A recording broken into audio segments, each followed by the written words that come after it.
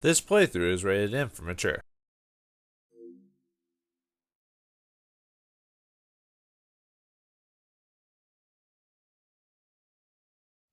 The God of War ain't quite done yet. Greetings and salutations, viewers. Vauldemare here with a bonus episode of God of War.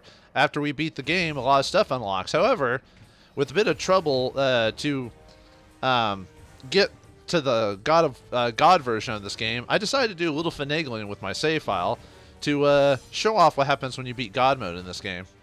So let's go to memory card 2, and I've done it to where basically God mode has already been achieved, and we're at the final throne room, and we can just sit on the throne and beat the game. Or if you want me to play the game on very hard mode and get my ass beat a million times, you could do that, but we're not going to do that today because this is the bonus episode. So I want to show off what happens when you beat the game on God mode. You have to obviously beat the game first to do that, and then you play through the game on God mode. And yeah, we've got the Athena's gauntlet, or Athena's blades. We've got full HP and full MP. Although at this point it doesn't really matter. Everything's maxed out. But yeah, we're on God mode as the game says, so now we can just go. And yeah, at the end of the game you can actually destroy the statue of the Minotaur and Ares. I never did that in the original game for whatever reason. I wasn't even paying attention, so. Alright, let's finish the game and show what happens when you beat it on God mode. Yeah, Kratos just sits there, becomes a god, and waits for that point forward. Throughout the rest of time. Yeah, I thought there was this. Well, since we've already seen this before. Well, I mean, does this take into account? Well, obviously this doesn't take into account the God of War remake back in the day that just did. So obviously, it's kind of weird. Yeah, they do say at the end of this game that Kratos will return, but I still believe that they didn't really design this to have a sequel initially, like because you never know. The game could have done really, really bad, and yeah, we have become the new God of War. Ha, ha, ha, ha. Yeah, we get a reward for beating on God mode, because remember last time we played it said, yeah, that phone number, I don't believe it's legit anymore. You can call to get a reward. Basically, it gives you like a... I forgot what the message was supposed to be. You can look it up, like what it was actually supposed to say, but it's basically congratulations from the team for beating God of War on the hardest difficulty. So, but let's go ahead and save it to the memory card, and that'll save its system data. And then, unfortunately, let's see, just press the button to skip through it. Oh, the whoops, my emulator is going a little wonky here. But anyway, let's show off what happens when we beat the game initially. When you beat it initially, you can get access to the credits and other things, but when you beat on God mode, you get access to a lot of other things. Yeah, you get this from beating the game once. We can go to the character graveyard, challenge of the gods. What this is a basically 10 rooms, 10 challenges, and you do it to, well, just to see if you can do the challenges. I'm not very good at that though, so we'll leave that. Well, but we can watch all the in-game movies. Yeah, I could kind of just skip through all those, but yeah, all the in-game movies. And then all these secret messages. So let's show that off first. The God of War final message for beating God mode.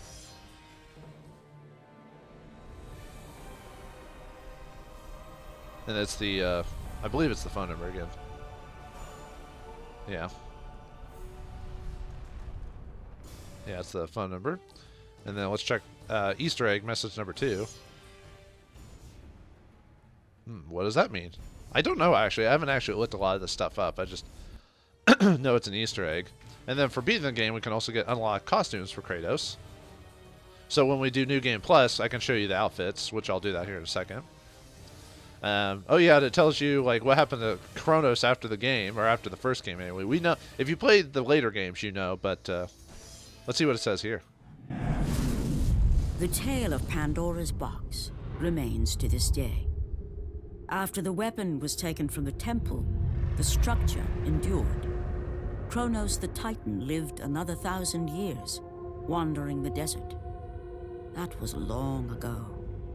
The temple has gone silent, and the beast who bore it for so long has died. Relics of a world long past. But all myths need not be from the ancient times. Today, a band of explorers will make their way inside the just-discovered structure and find for themselves the temple still holds many dangers and many secrets. Soon, as with all great myths, a new hero will emerge.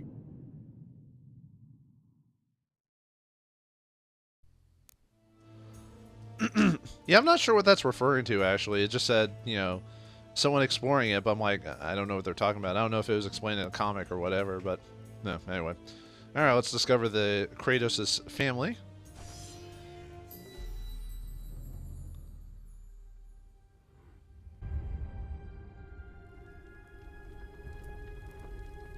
Kratos had accomplished more than he'd ever dreamed possible.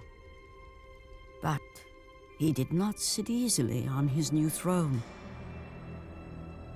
There was a secret in his past even he did not know. A secret he burned to uncover. Born out of wedlock, Kratos was the bastard child of a shunned woman. There were rumors as to who the father was. Rumors that grew more and more preposterous. Until the woman finally left her small village. She swore a new life in Sparta. Kratos would never know the truth. Never know who his father really was. But now, as a man, Kratos returned to Sparta, determined to find his mother and discover the truth. Kratos' mother was not long for this world. Before she passed, Kratos demanded she tell him the truth. His mother knew the price she would pay if she revealed the name of Kratos' father. But it was time, at last, for her son to know who he was. No word need be spoken to bring about the prophecy of the curse. She was transformed into a merciless beast, one which would destroy even her own son. Putting aside the last remnants of affection for his mother, Kratos destroyed the beast she had become. With her last breath, she spoke the name of his father. For Kratos was no mere mortal. He was the son of a god. He was the son of Zeus, the father of Olympus. And with that knowledge came the certainty that one day soon, he would take his revenge against the father, against the god who had abandoned him all those years ago.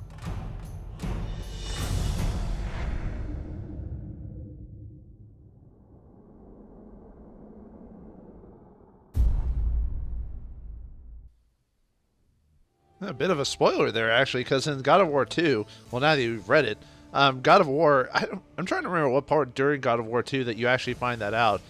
I think it's either halfway or near the end of it, actually, that you actually find that out. So this actually spoiled it way sooner than expected. So, man, let's take a look at the character graveyards now.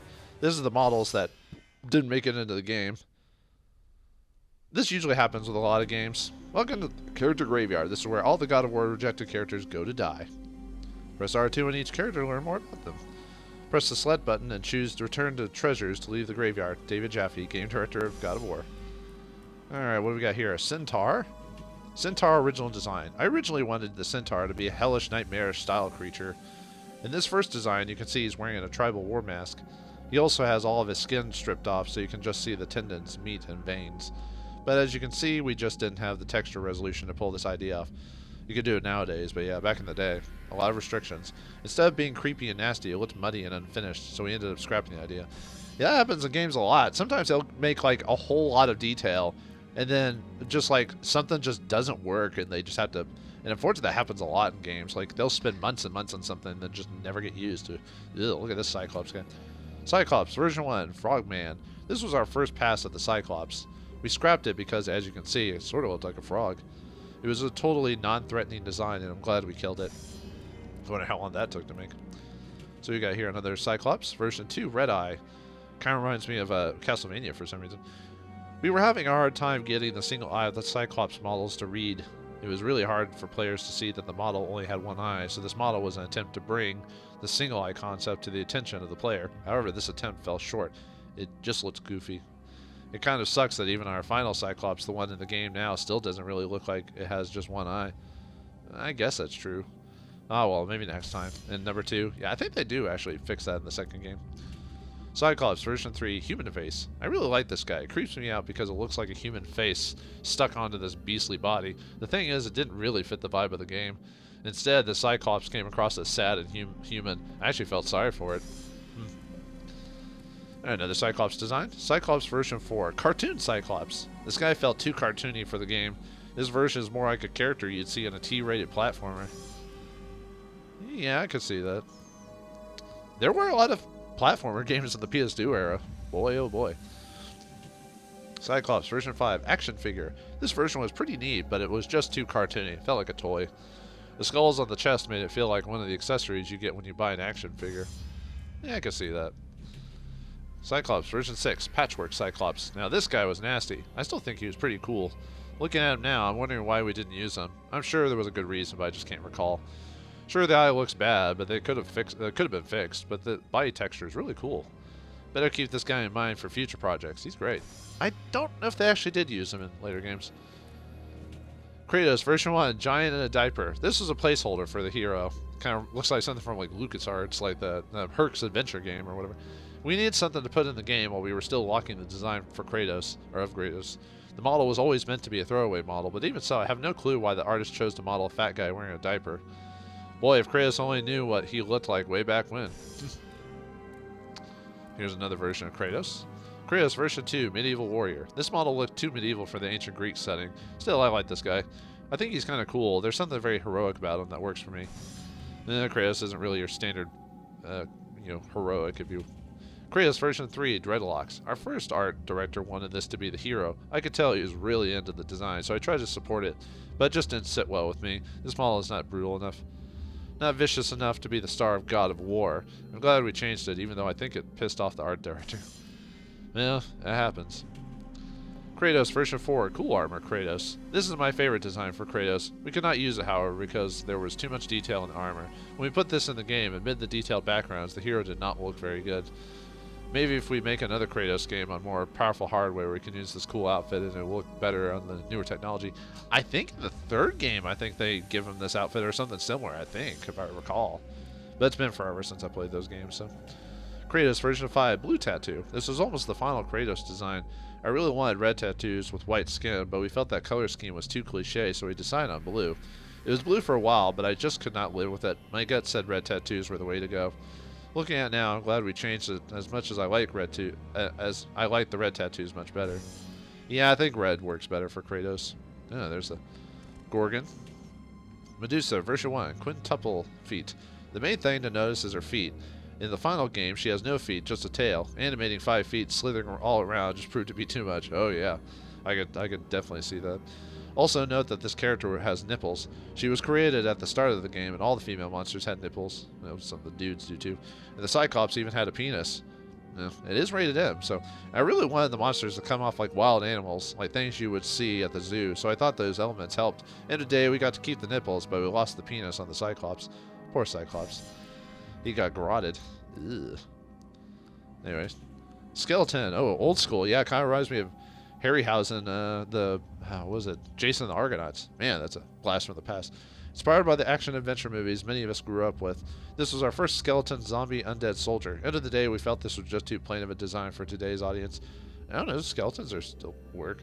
It was a hard call as the simpler design really resonated with those who had grown up with adventure flicks in the 1970s. But we wanted God of War characters to be more original, so we scrapped the idea. Yeah, alright. Skeleton version 2, helmet head. A really great design. I love the skeleton head and how the bone itself is shaped like a Roman Greek helmet. In the end, cool as the design was, it did not look all that good when we got 5 to 8 of these guys on screen. So I went with something simpler. Yeah. I think that's it, so alright. So that's some of the dead designs, so let's get out of here. So let's return to treasures. And see what else we got here. There, yeah, we got God mode we unlocked. Birth of the Beast. Let's take a look at that. Could this be his next adventure? Well, we already know, but let's look at it anyway and look at hindsight.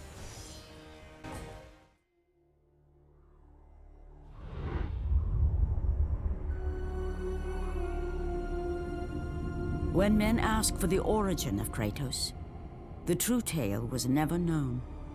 The truth is that Kratos, like all men, began life as a child. But childhood in ancient Sparta was a brutal existence. Children deemed fit and strong were trained to be warriors, the protectors of Sparta.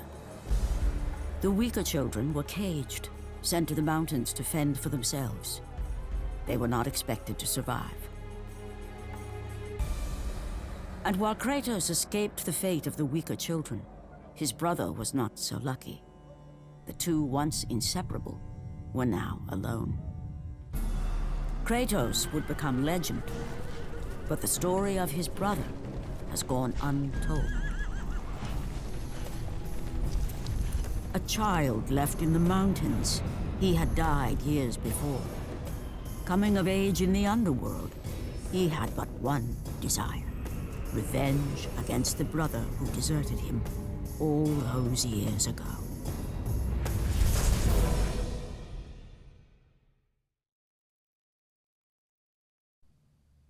Well, it wasn't God of War 2, but it was one of the PSP games that used this concept idea, so it did get used, just not in not the main story anyway. So, let's look at the monster concepts. Monsters of myth.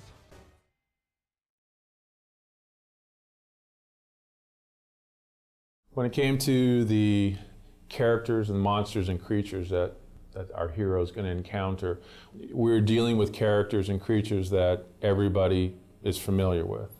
Medusas, Cyclops, centaurs, minotaurs. One of the things that we had to do with all the characters, and I think you'll see this as you look through the concept art, one of the things that was very important to me was that when somebody looked at any of our characters, that they knew what they were. So what we could do basically there, as long as the character was down on all fours and I had three heads, you probably would accept that character as a Cerberus. Whether it was a werewolf, whether it was a dinosaur, again, you would still accept that in our world and what we were doing in terms of building the mythology we were building, you would accept that.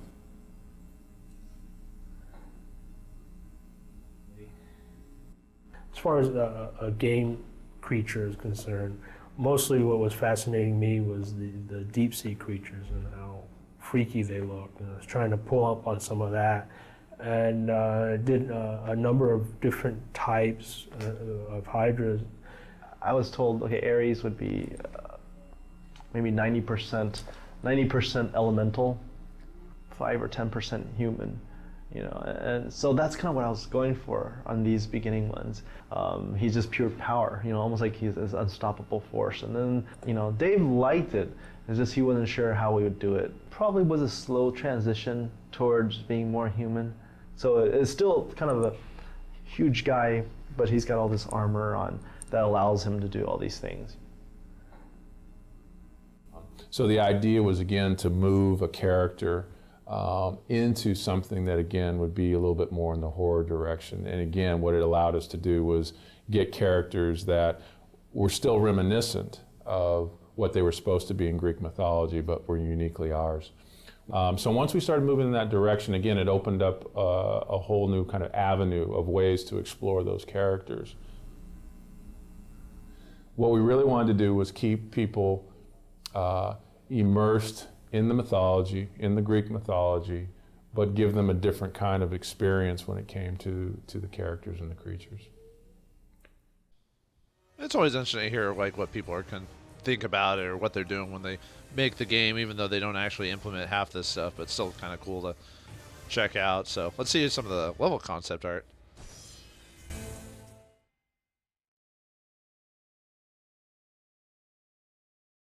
So the idea on the environments and trying to create a Greek world was trying to create a feeling that reminded you of Greece and that didn't feel too fantasy. So we were trying to walk that fine line between a fantasy game environment and a traditional Greek environment. And so part of it was again trying to get stuff that made it feel Greek, not Roman, but Greek. Okay, when we first start concepting out environments, it wasn't really defined as levels. We picked out the important locations such as Pandora and Athens and Hades, and all I knew is like the game should feel really big, which means there's no like cramped area. It's more like challenge against the god and like huge monsters. So the look of the environment should be like huge, you know. So with each of the environments, what we tried to do was kind of move you through the world using color to kind of help move Dave's story along and kind of emphasize the emotional impact of what he was trying to, of the story he was trying to tell. But at the same time, if I've just come out of the ocean where I'm battling the Hydra, where we've got, in that case, you know, there's more kind of greens and blues and things like that. I don't want to go into that same scenario color-wise again. It's like if I did the whole game in black and white, you get probably bored with it after a while. So one of the interesting aspects, especially in the Pandora section, was a lot of times you'll see multiple iterations on statues as well. And one of the reasons was that one of David's idea was he wanted those statues to come to life, whether it was Atlas or Poseidon rising out of the water. The things that were in that environment, the objects, the architecture, those types of things reflect what was going on, again, with David's story. So in Pandora, as an example, that whole sequence is about an architect who, in David's mind, is basically gone mad. And so the idea was the structures, the traps, the visual look of that should begin to reflect kind of a madman in some instance. I did that piece, even the level of the design wasn't solid yet. So, but my own interpretation, I was thinking it's like things are like there's no gravity, but at the same time things are like kind of shifting all the time, and there's infinite distance in the back. Things are flying, falling, exploding.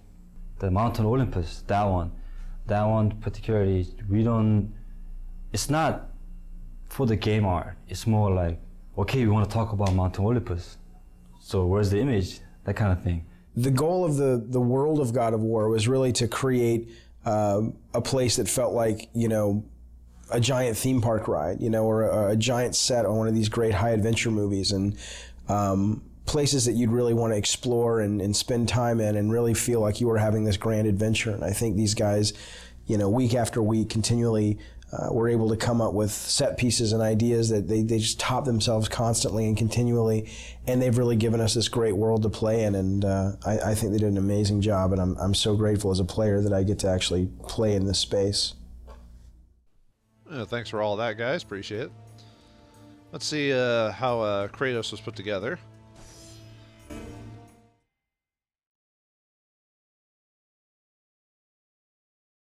Some of the earlier characters that had been played around with, some of them again just didn't feel right for the time period. Some of them either felt overdressed or felt too fantasy. A lot of the concepts too got very detailed. There were lots of flowing things, and there was lots of hair, and there was lots of things that if we had to just model it, it probably would have been a little bit tougher to pull it off. There was one character I remember when I first saw it that had kind of almost kind of a tribal feel to it, a very kind of African feel to it, which I thought was pretty cool. Didn't say Greek, but at the same time when I looked at that, I thought, you know, that would be a pretty cool character to work with. We went through images of the lone wolf kind of characters where you might have a hero with a little baby or a dog on his back. So just to kind of give something different, you know, about the character and something that you can kind of relate to. One of the original concepts behind the hero for God of War was to come up with a guy who was, his whole face was encased in a mask. And we thought that going with a mask would be, you know, being able to paint his face in broader strokes so that when you were playing the game, he still had a lot of personality and you could still sort of read that when you saw the mask. But when we actually got it in the game, it ended up feeling very soulless and it didn't feel like the guy had a personality. that was always one of the big elements that we were dealing with, and it was difficult because, we would often hear, it's not Greek enough, and we're like, what does that mean? I'm using a actual, sometimes because we'd take it right from a Greek, some Greek sources, and it's very Greek, but I think what we really started seeing was, okay, no, it's not Greek enough according to what the general public knows, and that's kind of what we had to go towards. These are, again, very traditional. Some of these were very traditional kind of Greek images. And again, the more traditional it got, the more armor we put on him, the more he lost his individualism. Every time we put something on, Dave felt like, he doesn't look brutal anymore. And we started realizing brutal also kind of related to the primal part of him, and so we did spend a lot of time going through that, but in the end we ended up still taking his clothes off, and that's what we went with. So when I first saw this from Charlie, it was the first time that I really saw the brutal nature and the violent nature and the sort of the animalistic quality that would really become the foundation for Kratos. And I think starting to see these images was just like sort of confirmation that this idea could really work, and instead of giving him a traditional sword, going with these sort of chain blades was going to be much more dynamic and fluid and really fun to play with. The main goal for the character in the game was always to create someone that looked really brutal and really nasty and really violent. Instead of sort of going down the traditional route of a iconic Greek hero with the plume helmet and the skirt and the toga and the sandals, we wanted someone who really made the player feel like he was being able to unleash his dark side. So the idea was always, how can we make him look more brutal? How can we make him look more violent and impulsive and nasty? And that desire always superseded sort of historical accuracy. So while you look at this guy and he may not totally feel at home in ancient Greece from a costume standpoint, I think he achieves the greater purpose, which is to give players a character that they can play who really does let them just go nuts and unleash the nasty fantasies they have in their head. Nasty fantasies, huh? And talk about taking his clothes off. Ooh la la. Anyway, let's look at some of the levels that were deleted. This is our sort of batch of things that you didn't get to see. That some of them I'm glad you didn't, and some of them I wish you would have, time permitting, but it wasn't. So here we go. Okay, now this is actually this. Now this wasn't a deleted level. This was the prototype that the team put together.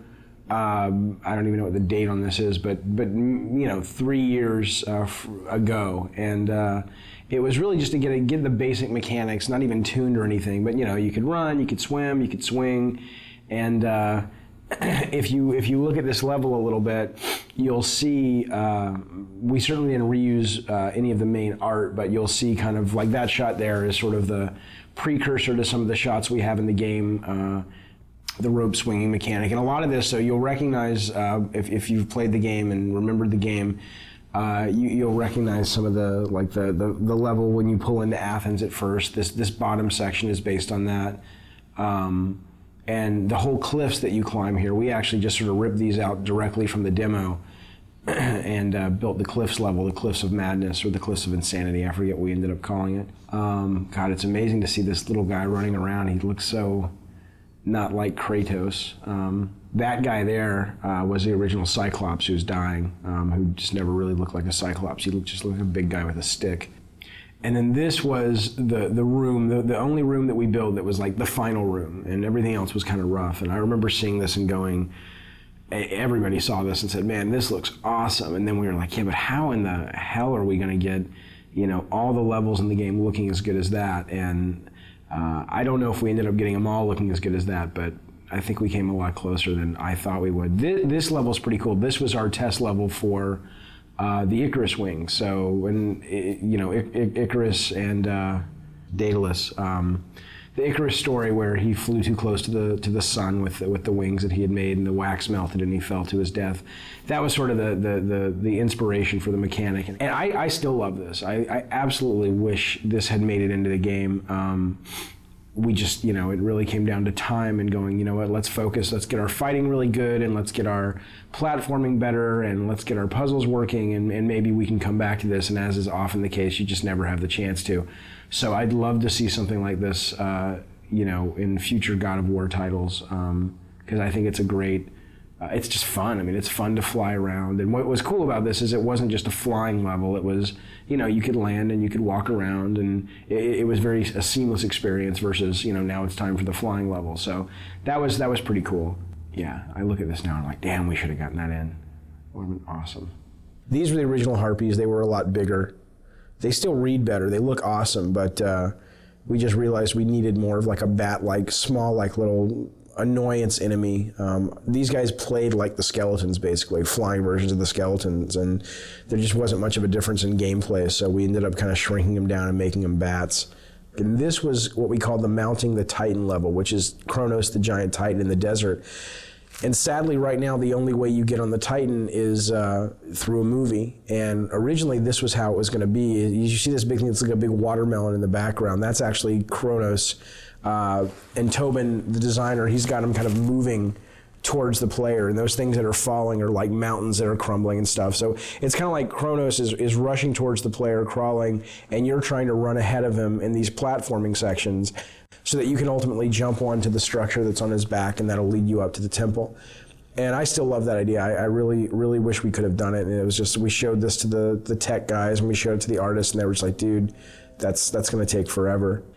This was the original boss. There was a boss that originally, look at that, that's awesome, that originally guarded Pandora's box. And again, we just didn't have time. And I know it's lame that that's the one thing I regret about the Pandora design, is that there are no bosses that guard the box. You have the Minotaur boss down below, and then we've got this conveyor belt section, and that's kind of it. And we just ran out of time. This was originally pretty cool. It was, you had this moving platform up above, you had this giant kind of harpy vulture in the center that was guarding the box. And she had these eggs scattered all around the level. And in order to sort of entice her to fly around, you'd have to go find her eggs and break the eggs. And you'd kind of take the little baby birds inside, and you'd kind of carry them around and use them as bait. And again, not only was it kind of a cool mechanic because you were slower as you carried these things around, but also I think it really helped with the character of Kratos. I mean, here he is, cracking open eggs and ripping out little infant birds and using them for his own desires, and really pissing off this mama bird. I thought was pretty cool. So here's just another quick idea. These are just almost like little sketches for levels, where you have a big open environment, and then you've got the walls come down and it becomes a maze, and you either do something and the walls come back up, or it's on a timer. I mean, we did tons of these things, where I'd have an idea or a designer would have an idea, and it was like, try something like this. So this level is actually a level that we went so far as that we showed the press, we got it in magazines, and this was really a hard cut for us to make, and especially for me to make. I love the mechanic of it, and I love the platforming and the concept. And the concept was that you're riding this elevator, and if you get knocked off, obviously you'll die. And if you get off the elevator, the idea was it was going to originally be being chased by this massive sandstorm. And the elevator was really the only thing. It was sort of a magical elevator that protected you from the sand. And if you got off the elevator would bypass you, and the sandstorm would engulf you and kill you. And the two things we didn't have time to do is we didn't have time to tune it, and we didn't have time to build the sandstorm. But what I loved was this whole idea of, getting off the elevator and having to catch back up with it. So, you'd have these little forks in the road, and either you'd be forced, like coming up, you'd be forced to get off the elevator, or you could choose different paths. And if you took one path, it was more combat heavy, one path was more platform heavy.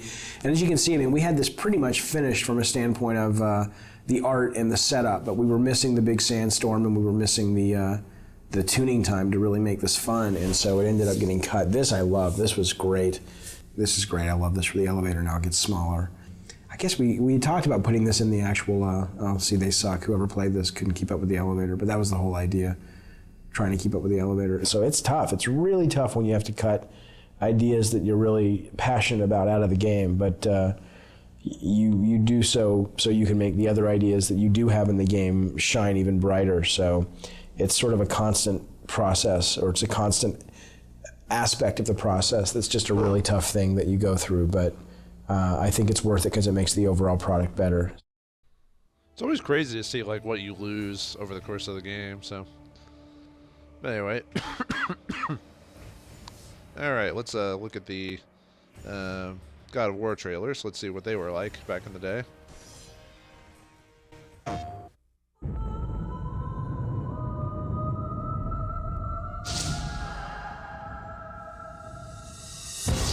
War-ravaged Athens.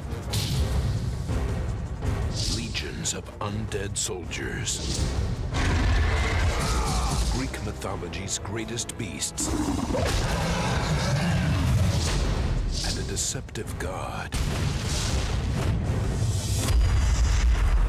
are no match for the fury of one vengeful warrior.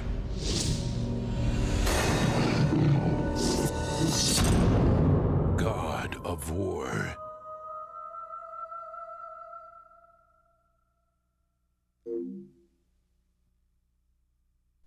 I think I remember seeing that one. I worked at GameStop like a long time ago when this game came out, and we let the demo in the machine, and it got us a lot of pre-orders for the game because we let the demo in our playing units. I think I remember that trailer playing on the disc where you could look it up if you wanted to, so kind of brings back some memories.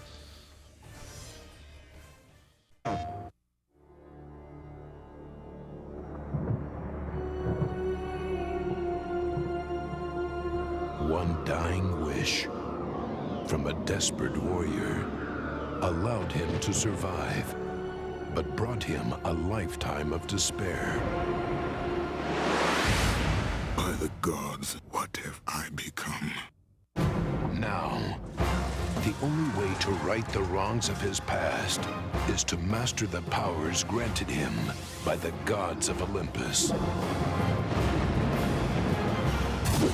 Medusa's gaze.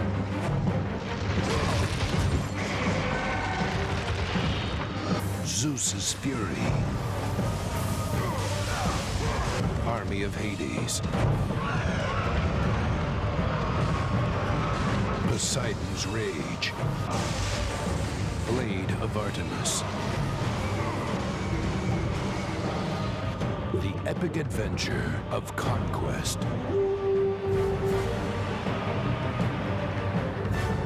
Destiny and revenge.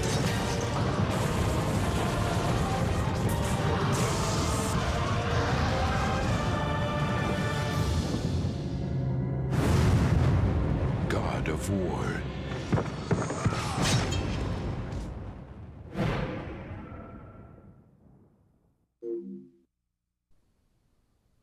I think I remember hearing that voice actor for the trailers. He used to do a lot of trailers back in the day. I think he passed away a few years ago, if I recall. I could be wrong, but anyway, let's take a look at the making of God of War.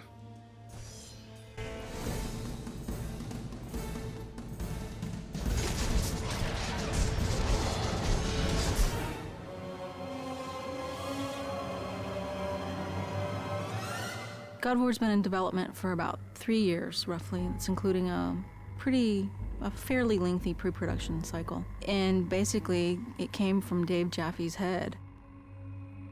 There were so many ready-made play mechanics and gameplay mechanics in the Greek myths already that it was just like Medusa's head and Zeus's thunderbolts and battling Cyclopses, and that mixed with just my love of the material was like, okay, this is what we got to do. We got to do this game. Dave Jaffe came up to me and goes, "What do you think about Greek mythology?" I was immediately intrigued by it. When they said, "Hey, we're thinking about Greek mythology for God of War," I was like, "Yeah, let's definitely do that." The creative director of the game, Dave Jaffe, definitely comes up with a lot of this kind of stuff, and he, likes to involve the team in the design. So he comes up with ideas. We sit around. He comes around, asks us his famous 1 to 10. What do you think about this idea? God of War is our attempt to really elevate the action-adventure genre to the next level. We wanted to bring combat, exploration, navigation, puzzle solving, all of sort of the classic elements of the genre, but we wanted to bring those to players in a fresh way, in a way that they haven't really seen before, and also at a scope and at a level and sort of this epic feel that they haven't really gotten before in a game. That's the whole idea behind God of War, is it's not just a game, it's an adventure like a movie.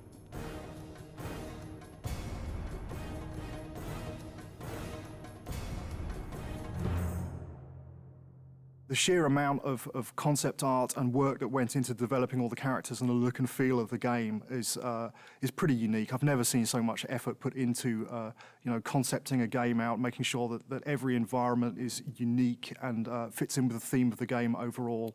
I gave them my influences. It's really to their credit that they were able to sort of extrapolate what I was really going for into art, amazing art. So I ended up sort of getting what I wanted, which was this high adventure, amazing fantasy setting, which was inspired by the stuff that I grew up with, the movies that I grew up watching. But exactly how the game ended up looking the way it did was really, you'd have to ask the artist. Charlie Wynn has been part of the studio for quite some time, and what he's brought to God of War is extremely valuable. A lot of my job is to create images of what the game feels like. The mood of the game is dark. The main character Kratos is a very disturbed character. The things I said to him, I said brutal, nasty, violent, antisocial, pissed off, angry, fuck you. That was my direction to Charlie. The hardest part about making Kratos was that the storyline wasn't really there yet. And so I was trying to create a character that didn't have that story behind him yet. I just said, come into work and get angry and see what happens.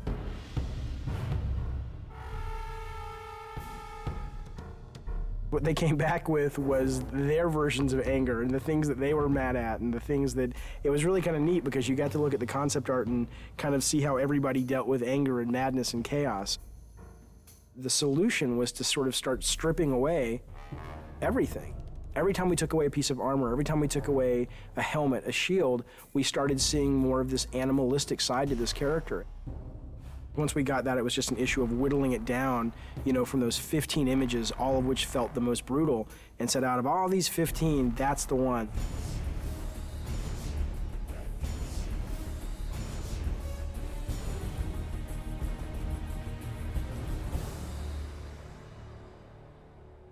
God of War is our attempt to really elevate the action-adventure genre to the next level.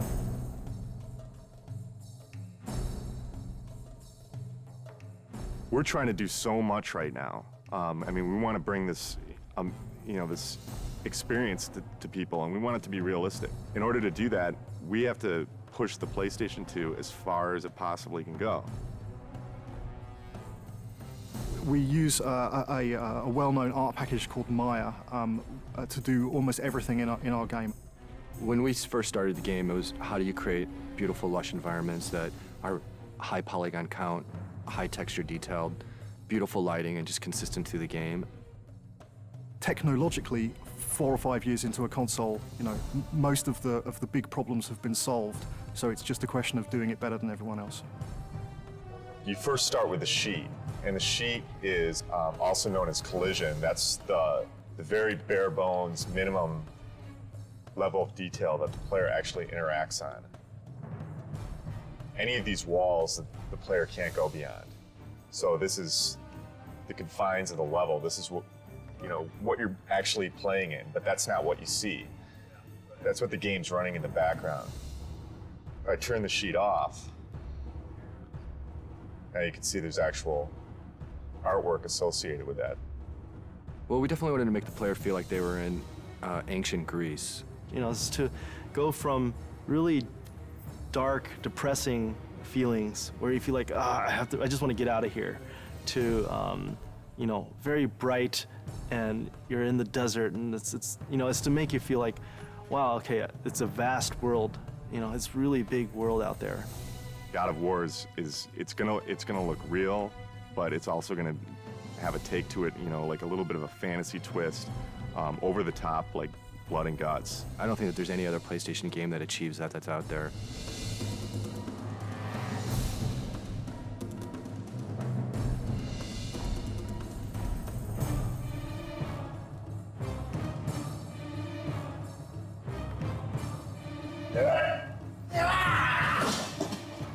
Every character in the game starts out with a single pose that every single animation derives from. When I'm starting to move like this, bring in the base pose, and then kind of just start to block a few things out. Maybe even with general, just kind of moving the whole character all as one, getting the timing for things, and then building out from the pelvis. So get the pelvis motion right, then get the chest involved with the pelvis, and maybe start doing the arms, come back with the legs, then finish with the head and the fingers. So sort of whittling down until I get to that final look. The original vision, I think, what we wanted was very, very brutal. It's funny because we were like, let's go find some fight scenes in movies, and that's how we want this guy to move, and that's how nasty we want him to be. And it's weird because when we thought we'd find all these great movies, movie fights are really kind of tame when you think about it. And we actually ended up with only 2 or 3 movies that really obscure films too, that really, when you saw it, you were like, oh my God, that is just some nasty stuff.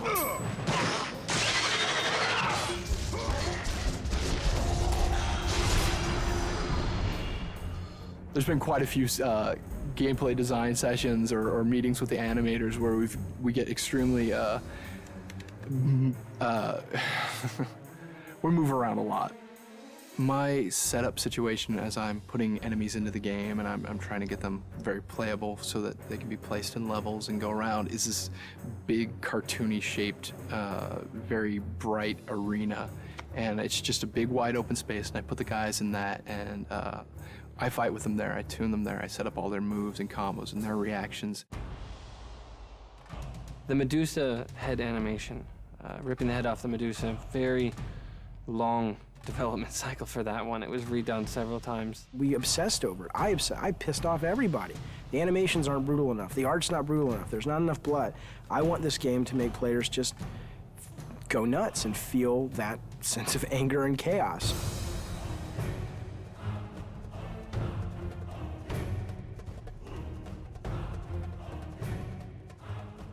We're really, really hammering the quality and trying to get it to be as top-notch as we can get it. There are several other games out there that I would consider that are kind of the top tier in animation, and we're trying to either meet or exceed what they do.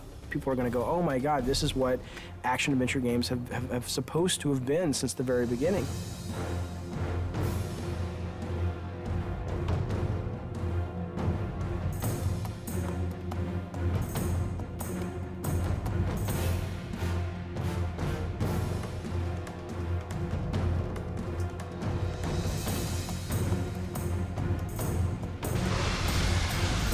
I always say this is the game I've been wanting to make since I was a little kid.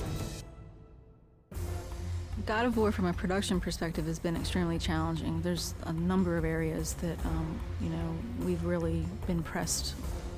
Time, money, resources. Making the game was definitely a fight.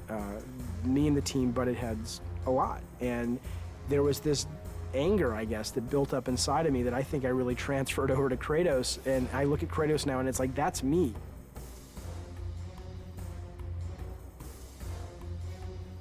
I think we verbally abuse each other multiple times during the day. It's one of those, it's a great high-low thing. We start out the day, we're really happy, and then throughout the day we get very upset with each other, and then happy with each other, and then upset, and hopefully we can leave and we're happy with each other, and then we come back and we're happy with each other again. I'm always the guy that the engineers want to strangle because I try to absolutely push this engine to the max. We've wanted to strangle each other at least once a week. The prospect of beating the shit out of other workers has occasionally arisen. We have not actually had any fist fights on the game yet. No, fist fights certainly aren't allowed in a professional environment. If we're going to get into a physical fight, it's going to happen in the next 3 months. We're going into the most stressful time of making a game, which is the alpha-beta process. Alpha. Alpha. Alpha. Alpha, baby. Alpha. So we're an hour from alpha. Nothing's tuned and nothing's finished. What I am is tired. Tired. Tired, tired and more tired. This is what alpha is, right? All the pieces are there, but it doesn't play right yet, and it doesn't feel right yet, and... There are a couple of big bugs that people are working on. If we don't get them by 7, then we'll get them done by 8 or 9 or 10.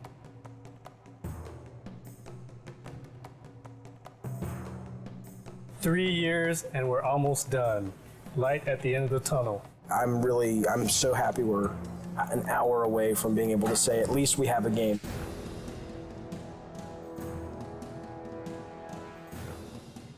Playtesting is fantastically important, and this is the first game that we've really gone to town on the playtesting while the game has been in development.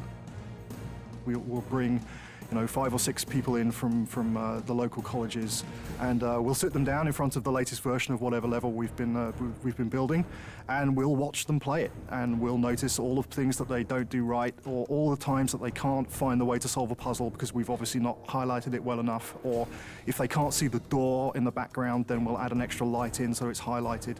It's really kind of like making it's like making a movie. At the beginning of the project, we decided we were going to build a playtesting room in our office, and that has proved to be a very good decision. There's our huge PlayStation booth. So good to be one of the big titles this year, so hopefully it'll get some attention that we think it deserves.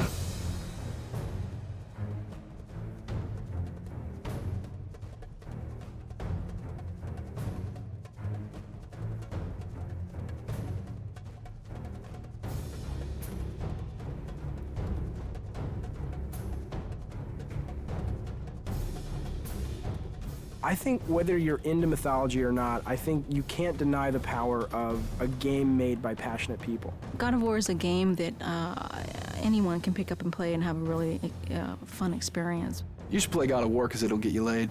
This is the adventure that the back of the box has always promised you. God of War is fucking rad.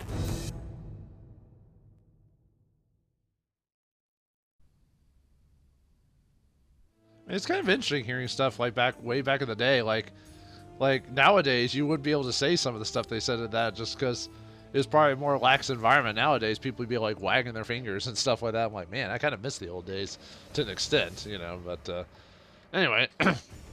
Let's see what else we got. I think the credits are just the credits, I think. Let me see though. Yeah, it's just the credits, so. Alright, I think we've looked at everything. The only thing we haven't actually tried is the challenge with the gods, but I'm not really interested in showing that off, so I mean, I guess I could show like the first level, and then I want to show the costumes, and then we'll call it an episode, so. Because I'm not really invested in doing the actual challenges, so. Moves and magic have been modified to suit each challenge. God challenge 1 of 10, knock 8 enemies off the platform before time runs out.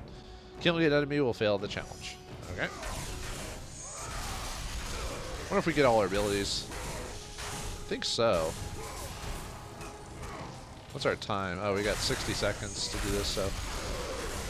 Well, I noticed, oh, I killed one. Oh, well. But anyway, yeah, you just do stuff like that, so. I'm just gonna quit. I'm not, like I said, I'm not really interested. You unlock extra stuff when you do that, so. But anyway, before we call it an episode, let's show what happens when we unlock or play the game version. So after beating the game, you can unlock different outfits for Kratos. So we got Kratos. Oh, not accessible. Okay, well, let's do mortal then, just to show it off. Got Kratos. We got Chef of War. He gets better magic. We've got Bubbles, preferred health. Yeah, it's just Kratos with a scuba gear outfit on. We get Tycoonius. He gets more experience for it. Kind of looks like a Agent 47. We got Dairy Bastard, who's magic. Yeah, he's basically in a cow outfit. We got Ares armor. Yeah, you get more armor for that, so you take less damage. Very cool. And then we've got regular Kratos. So yeah, cool indeed. I like the idea of unlocking all the outfits. Nowadays, you'd have to like buy DLC or something like that. So. But anyway, that's it for the extra stuff on God of War. I hope you enjoyed it. And, well, what's my next game? I don't know. I'll figure something out. But for God of War, maybe I'll play the second or third one later on down the line. But I'll save that for another day. So anyway, thanks for watching. Hope you enjoyed. See you next time.